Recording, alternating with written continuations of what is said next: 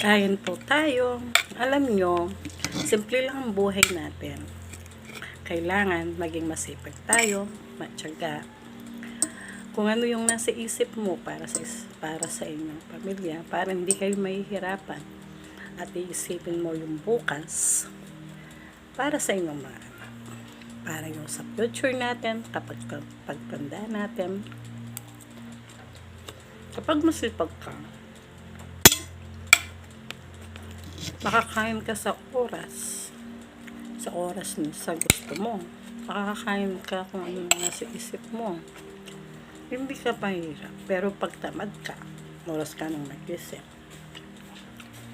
Kailangan dumiskarte ka rin. Habang ikaw ay malakas, buhay na buhay pa ang pag-iisip.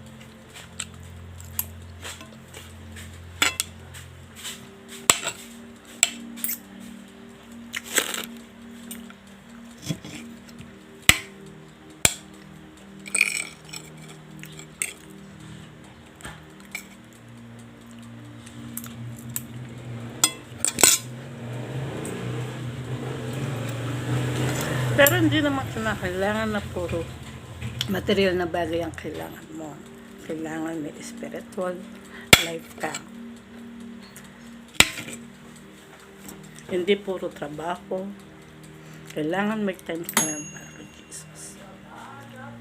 May time ka rin para magpasalamat. Kahit anong oras na pangailangan mo, may tanggap ka. Yung pagkising mo ng umaga, ang pagpapasalamat ay ang dapat.